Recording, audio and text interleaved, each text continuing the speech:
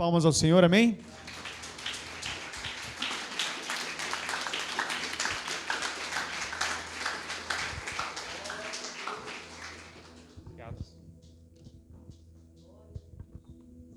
Glória a Deus.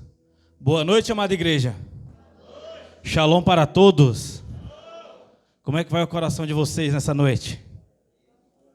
Aleluias, glória a Deus. Deus tem algo para poder derramar no teu coração nessa noite. Às vezes, sempre às vezes.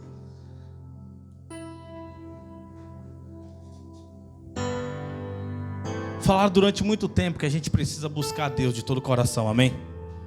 Na verdade, um versículo da Bíblia diz isso. Mas hoje Deus ele derramou uma medida muito diferente no meu coração. Antes de eu começar a montar a pregação, na verdade de manhã, logo pela manhã, eu montei a mensagem. Deus me deu a mensagem e eu falei, essa é a mensagem para hoje à noite. E aí quando chegou a tarde eu falei, vou organizar no tablet. E um percurso assim pequeno. Deus falou bem assim, eu estou procurando o meu povo. Eu gostaria de começar essa mensagem dizendo que Deus está te procurando. Deus está te procurando. Porque é Ele que nos busca primeiro. Não somos nós que apenas agora achamos que temos necessidade de algo, não. Ele nos procurou primeiro, Ele nos amou primeiro, Ele nos busca primeiro. Como assim? Você só busca aquilo que está perdido, você só busca aquilo que está escondido. Eu gostaria de perguntar nessa noite, você está escondido em quê para que o Senhor ele não consiga te encontrar? Só existe uma coisa que pode separar o homem de Deus, é o pecado. A Bíblia diz que o pecado é a única coisa que faz separação entre Deus e o homem. Quando você está em pecado, é como se você tivesse colocado um casulo sobre você para que a essência de Deus não te transpassasse, não te alcançasse, não te pegasse. E por que isso é possível? Existe algo maior do que Deus? Não existe algo maior do que Deus. Mas existe algo chamado livre-arbítrio, onde que as pessoas podem escolher ser achado por Deus ou não. Mas mesmo assim Ele continua te buscando, mesmo assim Ele continua te procurando. Enquanto há fôlego de vida, Deus está te buscando. Deus está te procurando ardentemente. Há um tempo atrás eu estava no curso de teologia e Deus liberou algo muito forte. Eu estava dando aula e... Você acha que Jesus não sabia que Judas roubava? Você acha que Jesus não sabia que Judas todo dia ele enfiava a mão no alforjés ali e pegava dinheiro? Você acha que Pedro não sabia? Você acha que alguns dos discípulos não conversavam entre si? Talvez algum dos discípulos, vamos conjecturar, talvez o próprio Pedro, certa vez chega assim para Jesus e diz, Jesus, você não está percebendo que está sumindo dinheiro da bolsa? Até quando você vai deixar Judas segurando, guardando essa bolsa? E todo dia Jesus trazendo aquele ensinamento, todo dia Jesus derramando aquela dose de amor. Ele olhava no fundo dos olhos de Pedro e dizia assim, Pedro, pode entregar a bolsa na mão de Judas hoje, que hoje ele não vai roubar.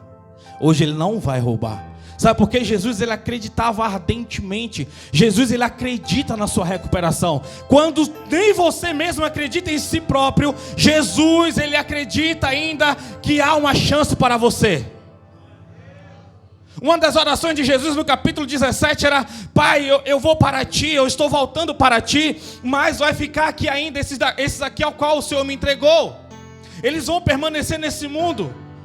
E conjecturando agora não, simplificando o que Jesus falou. E eu sei que permanecer no mundo é difícil. Cuida deles. Dos que o Senhor me entregou, nenhum deles se perdeu, a não ser o filho da perdição. A oração de Jesus é intensa, é um clamor. É um clamor pedindo para que aqueles discípulos não se perdessem. Outra hora ele fala bem assim, olha, pelo um pouco me vereis, depois não verás mais, porque eu vou para junto do Pai. E eles começam a razoar entre si, começam a conversar entre si. Eu não estou entendendo. Jesus diz que percebe um murmúrio ali. Entre eles diz, vocês não entenderam isso que eu estou falando? Vai chegar um tempo que vocês chorarão, derramarão lágrima.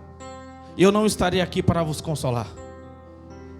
Mas o Pai deixou um Espírito Consolador. Eu gostaria que você abrisse a sua Bíblia juntamente comigo. No livro de Lucas, capítulo de número 15. Aleluias.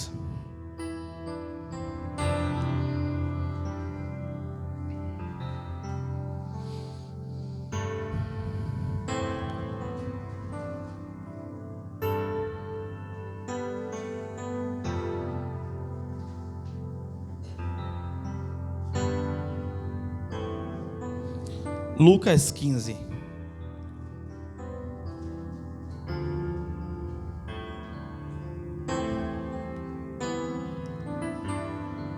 Deus está te procurando.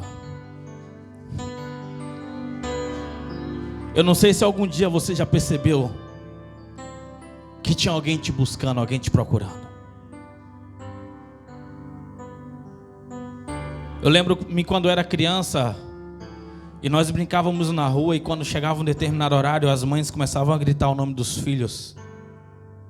Não sei quem, não sei quem. Cada um conhecia. A voz saía correndo no meio dos matos. A gente chegava em casa de ouvir aquela voz gritando o nome dele. Quantas vezes eu estava perdido e eu ouvia Deus gritando o meu nome, e eu não queria que Ele chamasse o meu nome. Eu não queria ser escolhido por Ele. Eu não queria ser encontrado por Ele. O nome Deus, a essência Deus não me agradava. No fundo eu tinha como inimigo, porque eu achei que eu era dono da minha vida. E eu tinha.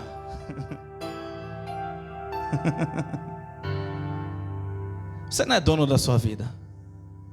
Ou Deus ou Satanás está governando nesse tabuleiro de xadrez chamado mundo. Você sozinho você não está.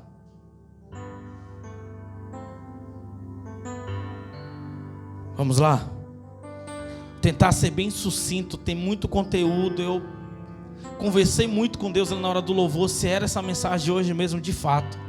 Talvez pode ser complexo, talvez você não vai entender algumas coisas, então eu preciso muito da sua atenção. Deus está te procurando. Quem achou, dá uma glória a Deus bem forte aí. Quem não achou, diz misericórdia. Glória a Deus, vamos lá, diz assim, Lucas 15, verso 4. Qual dentre vós é o homem que, possuindo 100 ovelhas e perdendo uma delas, não deixa no campo as 99 e vai em busca da que se extraviou, até que a encontre? Assim que a encontra, coloca por sobre os ombros, cheio de júbilo, e rumo para casa. Ao chegar, reúne seus amigos, seus vizinhos e anuncia: alegrai-vos comigo, pois hoje encontrei minha ovelha perdida. Coloca a tua Bíblia no teu assento. A gente vai passear muito na Bíblia, de Gênesis a Apocalipse. Deus vai te pegar hoje. Deus vai te pegar hoje. Isso é sério, essa frase que eu estou te falando agora. Você quer ser encontrado por Deus? Ou você tinha a síndrome que eu tinha, de não ser acolhido por o Pai, o Rei dos Reis, o Senhor dos Senhores? Eu sempre achei que Deus sempre atrapalhou, porque eu via Ele como manipulador. Como pode uma obra questionar o Criador? Deus,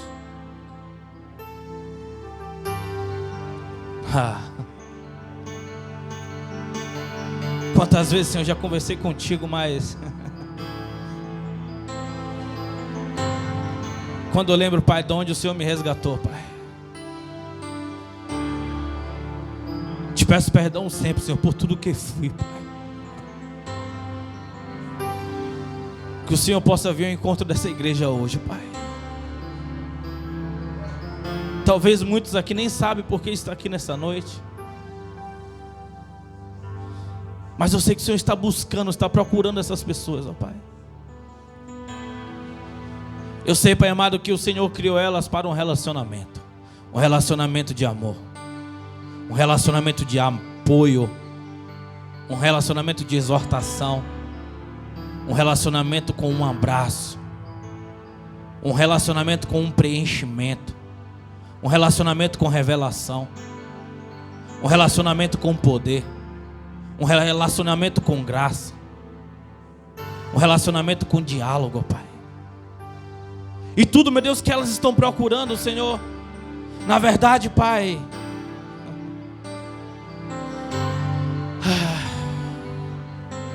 eu sei, meu Deus, que esses dias não são dias de nós buscarmos, mas são dias de nós se esvaziarmos, ó Pai.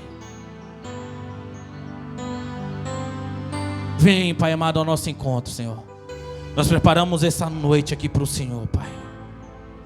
Nós preparamos, Senhor, essa noite para o Senhor. Fica à vontade. Amém. Podemos assentar.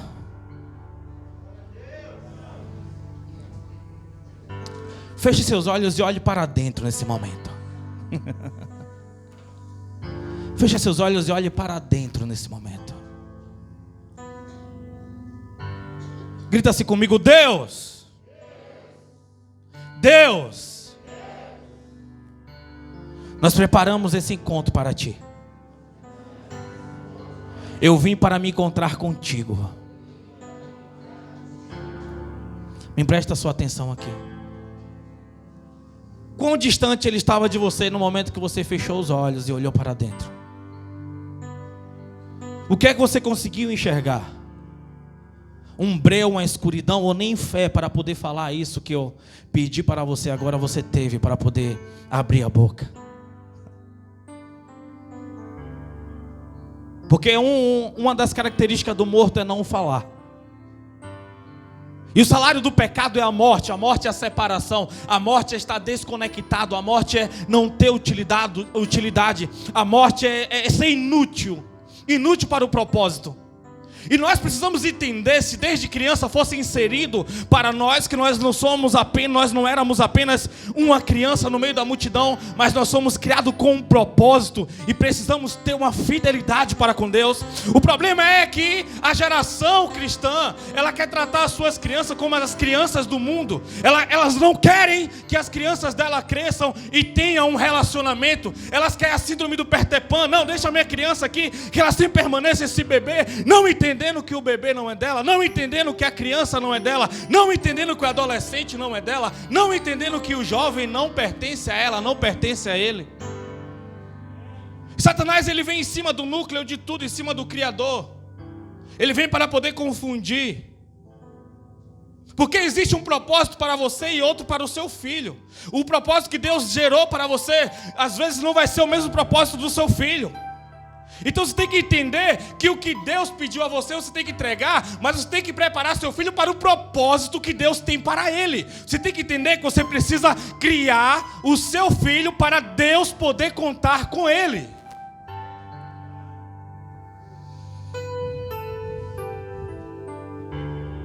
Quando Maria chega para Jesus, Jesus responde: mulher, o que tenho eu contigo? Ele estava dizendo bem assim: olha, meu ministério começou. A cobertura de mãe que você tinha sobre mim terminou agora. Só que ela entendia, Maria era uma mulher cheia do Espírito Santo. Maria era bendita entre as mulheres. Então ela falou: verdade, eu pedi a pessoa errada. Ela foi conversar com Deus. Deus mandou através do Espírito uma mensagem para Jesus dizendo: ei, multiplica, transforma a água em vinho. Transforme a água em vinho. Maria não podia pedir Jesus como o poder de mãe naquele momento. Mas ela entendeu que existia naquele momento ali uma conexão. Ela sabia que aquele tempo era chegado. Afinal, ela estava sendo mãe do Messias. Ela estava preparando o Messias. Ela estava preparando aquele que foi glorificado antes da criação do mundo. Aquele que participou da glória na criação do mundo. Aquele que se humilhou, veio como servo, como homem, para poder nos servir. E a passagem, o portal, foi o ventre de Maria. O ventre de uma mulher é um portal legal para um espírito ser enviado dos céus para a terra em um corpo. Por isso que eu digo sempre: homens e mulheres não têm poder de fazer filho. Eles podem fazer sexo, mas o dom da vida vem de Deus. O dom da vida vem de Deus. Então, quando você entende isso, logo você sabe que você não é um acidente. Logo você sabe que você não foi algo mal planejado dos seus pais. Davi, ele diz: sim, em pecado concebeu a minha mãe. Não é que ele nasceu como pecador. Não, mas ele era um fruto de um relacionamento fora do casamento do pai dele. Então o ato não foi legal, porém o portal se tornou legal, porque foi o espírito que Deus escolheu para ser enviado. Um espírito que recebeu o nome de Davi, filho de Jessé. E pai legal de Jesus no mundo físico. É por isso que o cego diz: Jesus, filho de Davi, tende compaixão de mim. Calma que nós estamos entrando na mensagem. Vou precisar da sua atenção. Mas antes eu quero te falar mais uma vez: Deus está te procurando. Eu quero que você saia com isso gravado na sua mente hoje. Fale pelo menos para 3 pessoas aí. Hoje não tem nem bafo, você está de máscara. Pode falar aí, vai. Sem medo de ser feliz.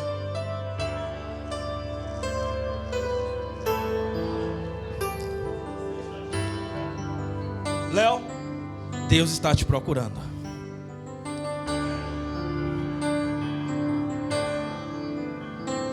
A procura de Deus pelo seu servo. Você já observou quando você para olhar uma foto, não importa se tem 10 ou 20 pessoas, o que é que você procura primeiro na foto? Quando você está nela. Você não importa se o cara do lado está fazendo careta, você está de cabeça, você não vai, você vai procurar você primeiro na foto. A primeira imagem você vai procurar, depois que você se encontra, você vê: olha, naquela hora eu estava pensando nisso, naquela hora, olha como eu saí feio, olha como eu saí bonito, olha que legal. Aí você começa a olhar as pessoas do lado. Ó, fulano de tal também estava aqui. Por quê? Fulano de tal está faltando. Ó, fulano de tal não estava nesse dia. Olha, fulano de tal estava nesse dia. E você começa ali a encontrar as coisas, mas primeiro você tem que se encontrar. Antes de você levar pessoas ao propósito, primeiro você precisa se encontrar. Só que o problema é que a nossa geração hoje ela está sobrecarregada. A nossa geração está ocupada demais para que Deus possa encontrar ela.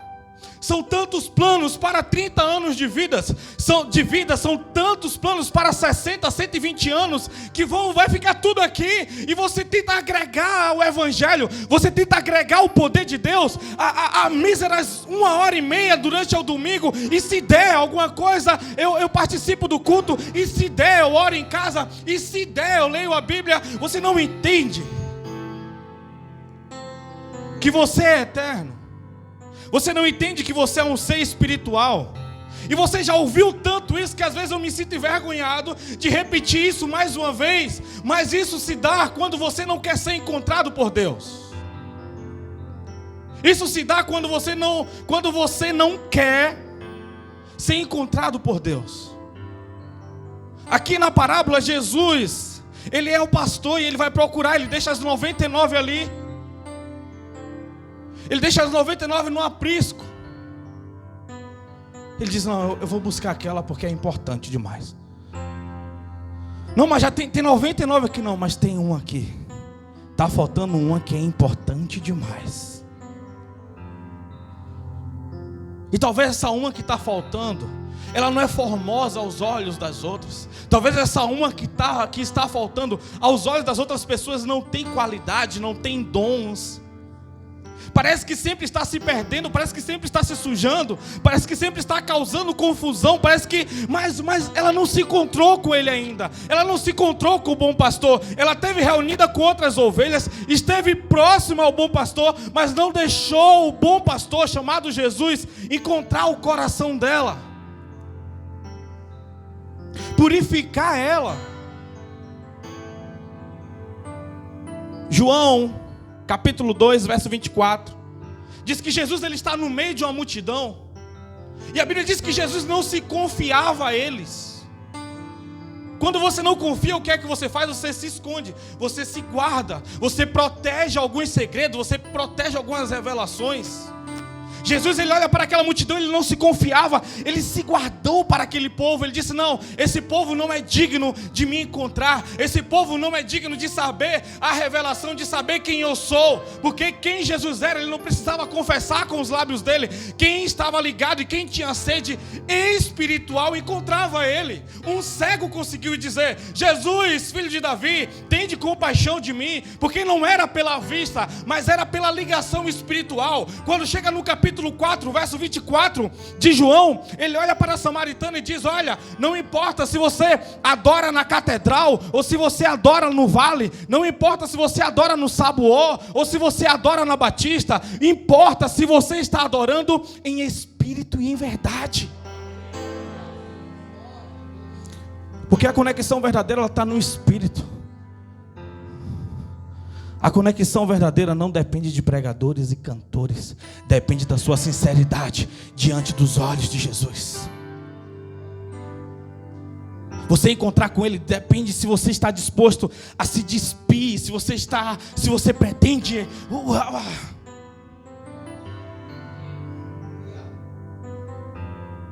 Às vezes você chega dentro desse ambiente, você consegue nomenclaturar todas as pessoas, dizer quem elas são e achar digno de poder julgá-las e deixá-las em um lugar distante do seu ambiente, distante da sua atmosfera. E isso é perigoso demais.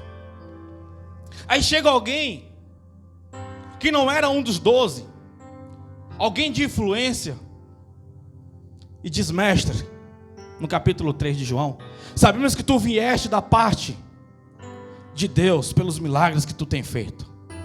Ele estava dizendo: nós sabemos que tu és o Messias. Aí Jesus começa a falar algo para ele. A pregação mais importante da Bíblia para mim está no capítulo 3 de João.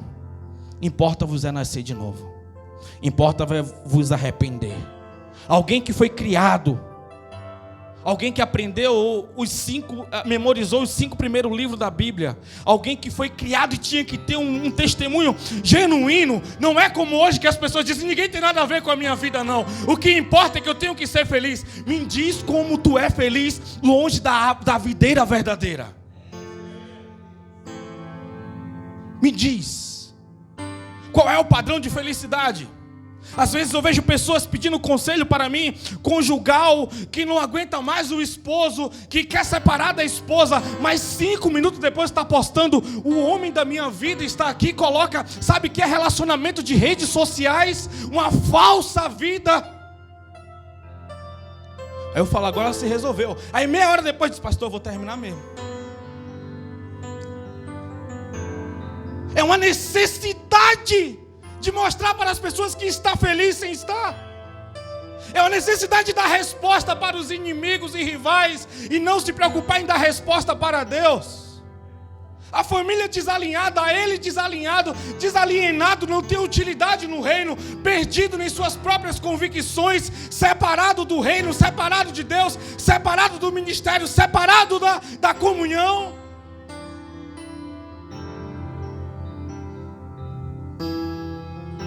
Satanás trabalhando no meio daquilo. Porque você que também que não está legal, você olha para alguém que só posta coisa boa e diz: por que fulano de tal é feliz e eu estou aqui nessa bad, estou passando isso? Porque você precisa de Deus. Na verdade Deus está te procurando, mas você está coberto. Vamos comigo lá no capítulo 3 de Gênesis.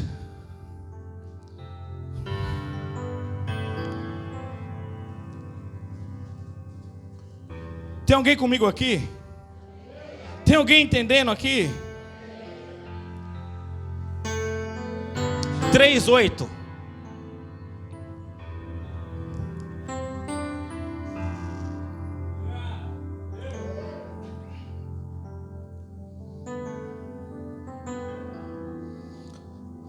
Deus ele busca, Deus ele procura, mas ele não se revela.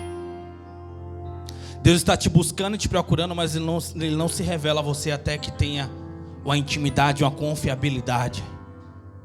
Até que você diga: eu nunca mais vou voltar. Eu nunca mais vou ser o mesmo, mas com seu coração e com sua alma. Enquanto você achar e houver dúvida, você dizendo: eu não sei o dia da manhã. Enquanto você falar: eu não sei se eu vou retroceder, quer dizer que você não se encontrou com amor genuíno. Apóstolo Paulo, cego, alguém que foi encontrado, alguém que Deus buscou ele, alguém que foi lá dentro através da oração, através do perdão unilateral de Estevão, alguém que estava sendo apedrejado, morto, vendo a glória de Deus, ele faz uma oração dizendo: Pai, perdoa Paulo, ele não sabe o que ele está fazendo.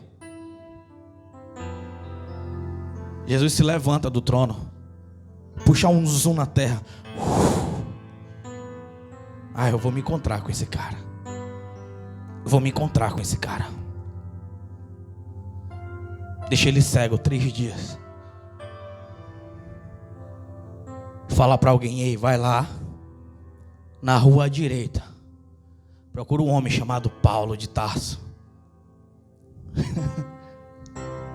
Eu tive um encontro com ele, estou precisando agora de algo formalizado fisicamente para o mundo, para o tempo terreno.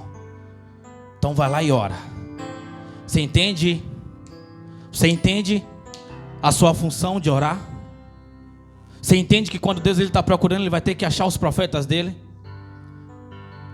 Capítulo 22, verso 30 de Ezequiel. Deus olha para a terra e diz: procuro alguém que possa se colocar na brecha, alguém que se disponha a levantar o muro. Mas eu não encontrei ninguém na terra inteirinha, não encontrei ninguém na humanidade. Estava todo mundo escondido, estava todos escondidos. Salmos 14, verso 2 diz que Deus se inclina do seu alto trono, procurando aqueles que o buscam de verdade. Ou seja, Deus está procurando dos céus alguém que queira um relacionamento, alguém que esteja disposto a se despir, disposto a ser humilhado, disposto a ser esquecido, disposto a não ter mais direitos. Mas como é um mundo humanista onde que ensinam tantas coisas para nós, onde que nós buscamos a nossa própria honra, defendemos a nossa própria glória. Qual era a honra de Paulo de ser chicoteado 40 vezes? Mesmo com seus diplomas, mesmo com sendo uma autoridade, ele só deu carteirada para ele poder continuar sendo escravo, porque ele precisava concluir a missão.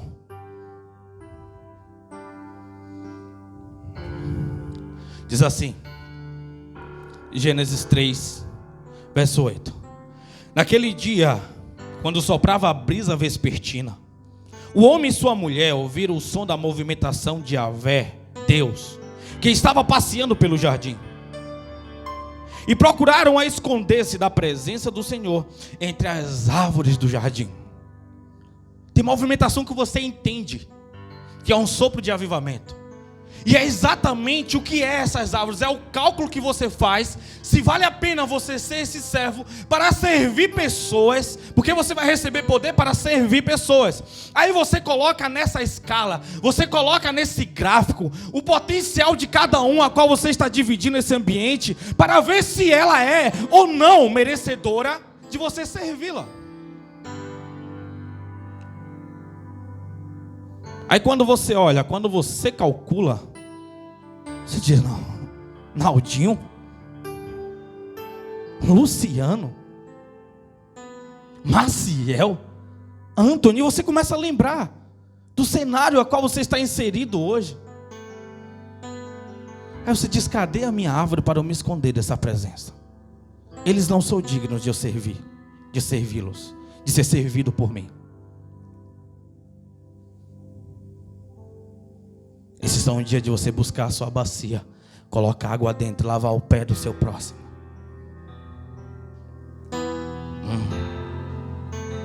Não é sobre quem merece, é sobre quem você é. Não é sobre os pés de quem você vai lavar, mas quem está pedindo para você lavar os pés.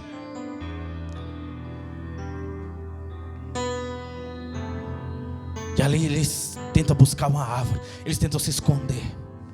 Qual o pecado que é abominável ao ponto de você dizer: não, eu me escondo atrás desse site pornográfico, eu me escondo atrás dessa fofoca, eu me escondo atrás dessa mentira, eu me escondo atrás desse pecado, eu me escondo atrás desse orgulho, eu me escondo atrás dessa amizade que me fez mal, eu me escondo atrás de coisas a qual Deus ele não consiga me encontrar. Não existe pecado maior do que o sacrifício de Cristo. Não importa se você contou uma mentira. Não importa se quando alguém atendeu o telefone disse que eu não estou aqui. Ou se você matou 1000 pessoas. Não existe pecados maior do que Jesus. Não existe. Mas não é quantas vezes Deus pode te perdoar que está em jogo, mas quando você está disposto a parar com esse pecado. Que perdoar, Ele te pode perdoar milhões de vezes. Se houver tempo para Ele te perdoar 1 milhão de vezes, Ele vai te perdoar 1 milhão de vezes. Mas o problema é que quando o tempo passa, almas morrem. E quanto o tempo passa, a sua força, seu vigor de concluir o propósito vai se enfraquecendo. Os olhos vão se fechando, as pernas vão se enfraquecendo, os cabelos vão se embranquecendo. A audição vai ficando curta. O cheiro da morte fica mais próximo. Seus amigos se vão, você vai entendendo que você não está longe. Mas a missão tem que ser concluída. A missão tem que acabar, a missão tem que terminar. Aquele que soprou um espírito, não soprou um espírito vagabundo, como o espírito de Caim. Mas ele soprou um espírito, um espírito que encontre. Diz assim: mas o Senhor Deus convocou o homem, indagando: onde é que estás? Se Deus está perguntando onde é que estás, quer dizer que Deus, vamos agora, tá bom? Eu vou usar esse termo para poder tentar simplificar. Quer dizer que Deus está dizendo assim: olha, você não está no lugar onde eu te coloquei. Você não está no plano e no projeto onde que eu te inseri. Eu te fiz perfeito, Adão, eu te fiz perfeito, Eva. E vocês saíram desse padrão. Onde é que vocês estão? Onde é que vocês estão? E aquela voz agora causava terror. Aquela voz agora afligia. Aquela voz agora dava calafrios. Aquela voz agora dava medo. Eles não queriam, se eles pudessem adiar aquele dia, aquela brisa, se eles pudessem passar diretamente para a noite, para não encontrar aquele momento à tarde. Se eles pudessem passar aquele dia. Sabe quando você peca e diz: eu não quero pisar na igreja, principalmente se aquele pastor miserável estiver pregando, porque você quer se esconder da glória. Mas a glória e a presença não está aqui porque eu estou pregando. Na sua casa é um ambiente de glória. Se você tem um altar levantado lá, e naquele momento ele se ausenta, não é que ele se ausenta geograficamente, mas você se protege da presença dele. Você se guarda da presença dele. Você está dizendo bem assim: tu não és mais digno de mim.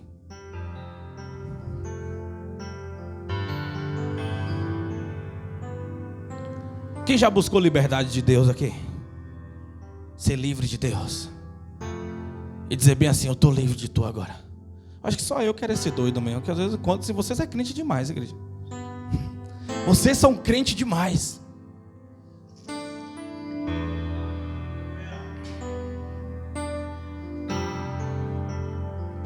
Achar um problema da igreja para poder sentar na mesa de um bar, encher uma latinha, encher um copo de cerveja.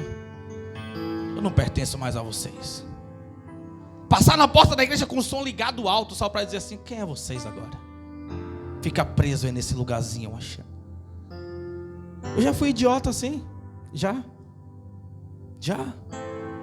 Quantas vezes no meio da madrugada, distante, dizendo: não, eu não pertenço mais a ti. Quantas vezes saí de uma festa e entender que Deus estava me buscando, Deus estava me procurando. Eu não quero ser encontrado por ti. quero ser feliz, eu quero ter a minha vida como os outros jovens. Talvez você esteja escondido na religião dentro da igreja, mas ele também não está tendo acesso a você. Ele não pode confiar em você, porque a vida é sua, os projetos e os planos são seus. Até os dons são seus, não é de Deus. Ele te dá, e ele diz que os dons são irrevogáveis. Ele não pega de volta. Só a prestação de conta um dia, nessa terra ainda. Não se preocupe. Não ache que as contas vão chegar só no dia do juízo final. Ele vai ser outro tipo de conta. Porque tudo que você faz aqui, existe uma árvore. Você todo dia sai com a mão cheia de semente. Todas as suas decisões são sementes. E toda hora você está plantando. Agora o que você tem plantado, só você e Deus sabe. Você não é infrutífero. Você está produzindo para o reino dos céus ou para o reino das trevas o tempo todo. Neutro você não está. Porque você é um ser espiritual com acesso a poderes. Você tem poder tanto para dar vida quanto para poder matar. Ele confiou isso a você. Ele confiou isso totalmente a você.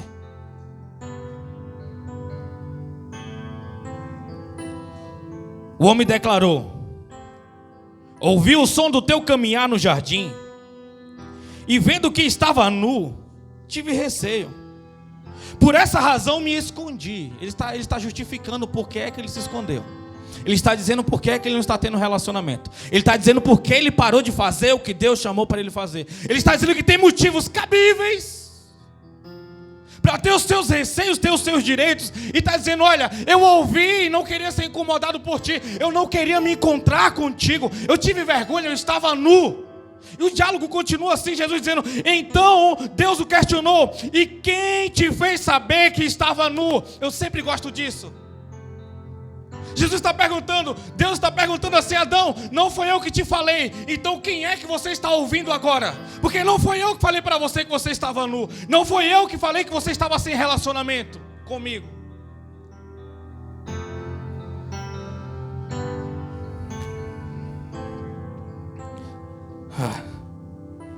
Aí ele pergunta: comeste então da árvore que te proibi de comer?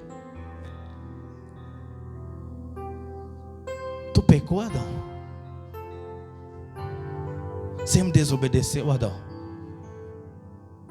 Ele não conhecia o que era pecado. Ele não conhecia o que era desobediência. A vergonha veio sobre ele.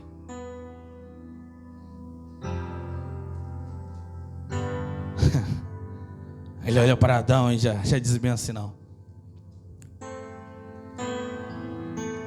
Jesus, tem uma cruz te esperando.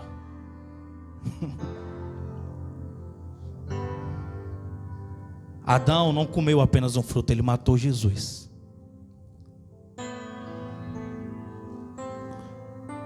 Não foi Pilatos, não foi Caifás que matou Jesus, foi Adão. A Bíblia diz que quando você peca deliberadamente, é como se você estivesse crucificando Jesus outra vez. Você pecando, você está dizendo assim: Jesus, seu sofrimento foi pouco, foi supérfluo. Sua morte não paga o meu sofrimento com essas pessoas. A sua morte não paga eu ter que pregar o evangelho e amar essas pessoas. Tem razões melhores e maiores e motivos melhores para eu poder viver e continuar escondido da tua presença. Continuar escondido da tua glória, da tua face. Thales, ele canta assim: todo dia o pecado vem, me chama. E às vezes você canta: eu escolho Deus. Quem dera se essa igreja pudesse cantar isso, não só com a sua boca, mas com o seu espírito e sua alma também. A chama e o fogo que estava se alastrando aqui agora nesse ambiente, Era suficiente para uma pessoa com câncer passar por essa porta e ser curada sem precisar sentar aqui para poder tomar conta daquilo que Deus está liberando. Se você entendesse o fogo e por que Satanás ele investe tanto e por que a sua carne quer tanto esse mundo. A Bíblia diz: tudo que provém de dúvida é pecado. Capítulo 14 de Romanos, último versículo. Capítulo 7, a partir do verso 19, Paulo diz: o bem que eu quero fazer, se eu não faço, mas o mal que detesto, esse eu faço. Desventurado homem que sou, quem me livrará do corpo dessa morte? Ele está falando sobre dúvidas, ele está falando sobre problema. Ele diz assim: olha, eu falo como homem, por causa da fraqueza da vossa carne. Ele está dizendo: você está inclinado para a carne, então você só vai pensar nas coisas da carne. Porque aquele que está enraizado na carne, ele diz que santidade é uma impossibilidade. Porque ele tem justificativas. Eu estava nu e por isso eu me escondi. Tu comeste, Adão, tu comeste.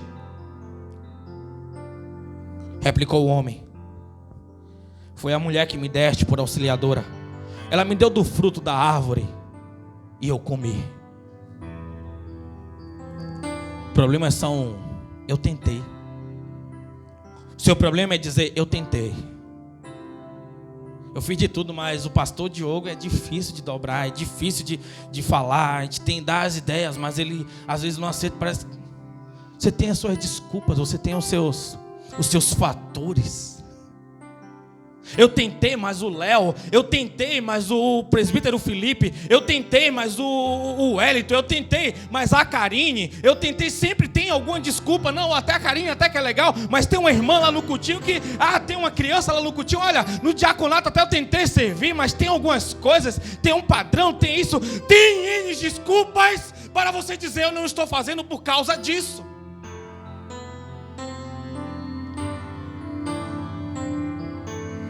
A instituição não pode ser maior do que o que Deus confiou para você. Não pode. Não pode ser maior. Você tem que entender que tem um poder. Quando você é descoberto, quando você sai, Moisés estava tanto tempo escondido. Moisés, eu te fiz para o tempo preciso, com o poder preciso e com a autoridade precisa. Moisés se perde porque ele faz do jeito dele, ele se torna um homicida. Ele vai para longe para poder se esconder. Mas um belo dia, Deus está procurando Moisés. Aquela sarça pega fogo. Aquela sarça ela não é consumida. Moisés não resiste, Moisés levanta. Quando Moisés se levanta, ele ouve: Moisés, Moisés. Ele para. Ele olha para as ovelhas. Ele olha para a criação de Jetro. Ele consegue enxergar uma árvore na frente dele que está falando. O fogo é diferente, a atmosfera é diferente. Eu sou o Deus de Abraão, Isaque e Jacó. Eu sou o Deus de Abraão, Isaque e Jacó. Foi a mesma voz que gritou: Marta, Marta.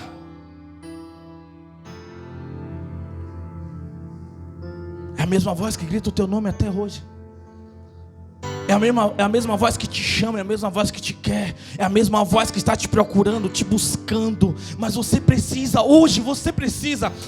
se despir hoje. Você precisa gritar, levantar e dizer: basta! Basta! Quando aquele homem estava na cruz, ele grita: perdoa os meus pecados. Lembra-te de mim, quando, na verdade ele não falou perdoa os meus pecados, lembra-te de mim quando entrares no teu reino. Hoje mesmo estarás comigo no paraíso. Que palavra de consolo no seu último momento de vida. Hoje mesmo estarás comigo no paraíso. A dor naquele momento daquele homem foi cessada. Ele é assassinado, vem um homem, termina o serviço.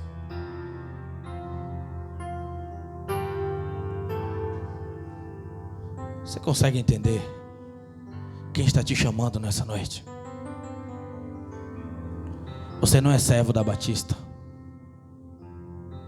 Você não é servo do Diogo, você não é servo dos líderes, você é servo de Cristo. Você se submete sim às ordens daquilo que tem que ser liberado, porque tudo que Deus faz tem organização. Você ama sim, é preciso, é necessário, mas você não pode continuar escondido. Você não pode continuar escondido.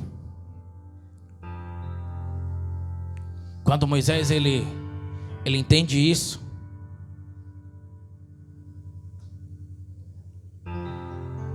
quando ele dá a resposta para o chamado, quando o reino das trevas sabe que já perderam, que os grilhões iam ser quebrados, aí sim tudo começa a fluir, aí começa um diálogo. Primeiro um processo de purificação. Ele dá as desculpas que ele tinha que dar, falar tudo o que era preciso falar. É por isso que no capítulo 4, verso 8 de Tiago diz: chegai-vos a Deus e Ele chegará até vós. Por quê? Está dizendo assim, procure se limpar. Procure se limpar. Porque quando eu falo procure se limpar, torna algo tão impossível na sua mente, como se fosse colocado uma tela de bloqueio. Acesso negado, senha errada. Porque te ensinaram tanto tempo, Satanás ministrou tanto tempo ao seu ouvido sobre a impossibilidade.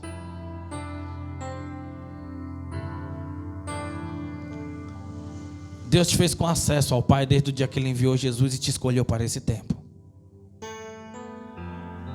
Ele diz: eis que estou à porta e bato. Ele está dizendo assim, ó. Toda vez que Ele está batendo, Ele está dizendo: estou te procurando. Eu estou te procurando. Eu estou te procurando. Filho pródigo, ele só precisava retornar. Mas mesmo assim, todo dia o pai dele procurava ele na estrada, a imagem dele chegando. Todo dia o pai esperava ele retornar, ele voltar ao encontro.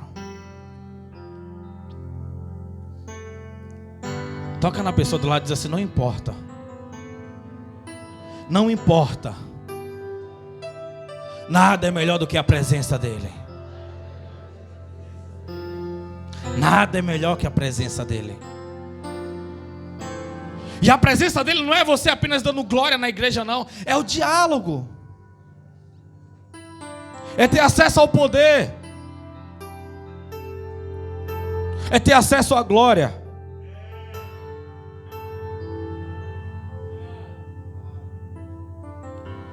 Se você entendesse que você não precisa de ninguém para essa fase que você está passando. Se você entendesse que você não precisa de ninguém. Você só precisa se reconectar de novo à videira verdadeira. E você vai entender que é as pessoas que estão precisando de você. Porque toda vez que você está dizendo bem assim: eu estou precisando de alguém, você está dizendo: eu estou precisando de alguém que pague o preço que eu não estou disposto a pagar. O preço já foi pago, só que você tem que se submeter à cruz que o Senhor preparou para você. Tem uma cruz específica para você. Mateus 16. Mateus 24, 16. Ou é ao contrário agora? Aquele que quer vir após mim, tome sua cruz e siga-me. Tem uma cruz preparada para você. É o símbolo da morte. É o símbolo da morte. Você não vai voltar, mesmo que as pessoas façam um plano para você. Você não vai voltar. Porque Jesus vai usar os servos dele para poder te resgatar do calabouço. Jogaram José dentro de um poço. Quando voltaram, porque tinham planos para ele. Já tinha passado já uma caravana. Judá voltou, né? Judá tentou ter um plano ali para poder voltar e resgatar ele de dentro do poço. Mas quando ele voltou, ele grita lá: José! Deus já tinha usado uma comitiva, uma caravana para poder livrar ele daquele lugar e conduzir ele para o propósito. Tem pessoas que te derrubou e disse assim: não é para matar não, depois eu volto aqui e vejo o que é que eu faço. Mas quando voltar para ver o que é que faz, você vai entender que Jesus já mandou uma caravana passar para te salvar, para te trazer de novo ao propósito, para te incluir novamente no propósito e dizer que nunca esqueceu, dizer que sempre esteve ali com você. Por mais que você não queira ser tocado, por mais que você não queira ser encontrado, por mais que você esteja desmotivado, por mais que você esteja desligado, por mais que você não acredite no que está sendo pregado aqui, Ele não esqueceu, Ele não te rejeitou, ainda não. Ainda não. Mas se várias caravanas passarem e você não entrar, meu filho, minha filha, meu amigo, meu irmão, minha irmã, vai chegar o dia do juízo. Aí sim, você vai ouvir uma palavra chamada de maldito. Apartai-vos de mim, maldito, que eu não vos o conheço.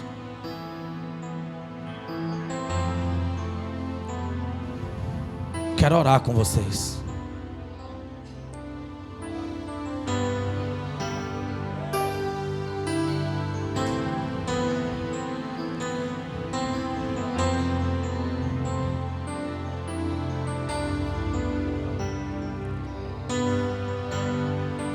Para nós encerrarmos, eu vou ler aqui Jó.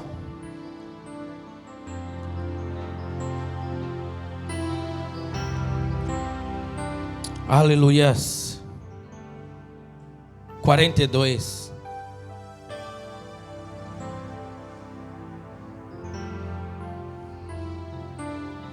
Verso 2 diz assim.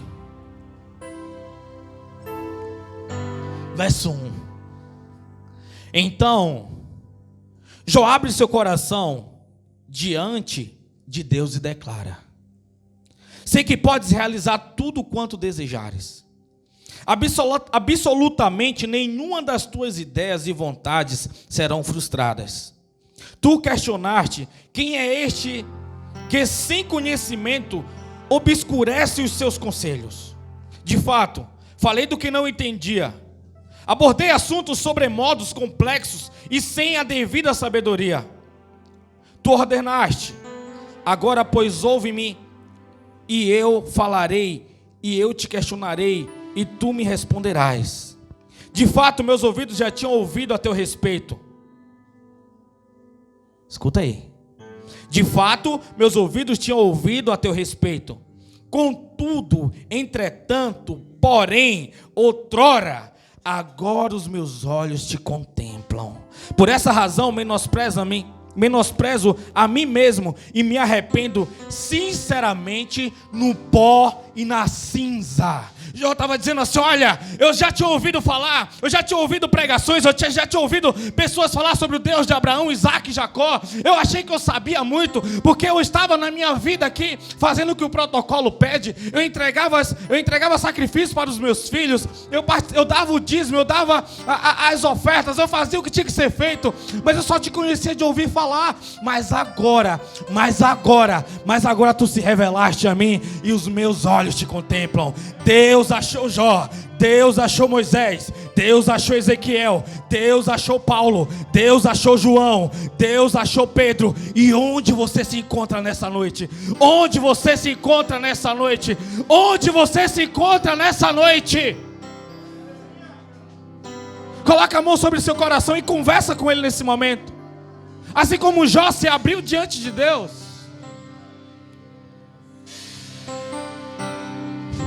Hoje é um dia preparado para ele. Diga ao meu povo, libera o meu povo, faraó, porque eu preparei uma festa para eles no deserto.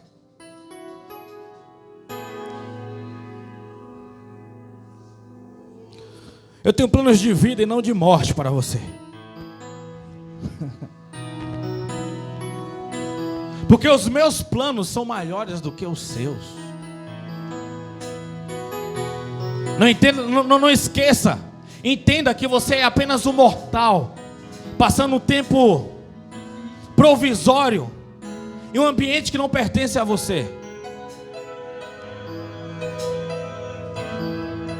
Não vale a pena. 1000 salários não vale a pena. 1000 namorados não vale a pena. 1000 namoradas não vale a pena. Não vale.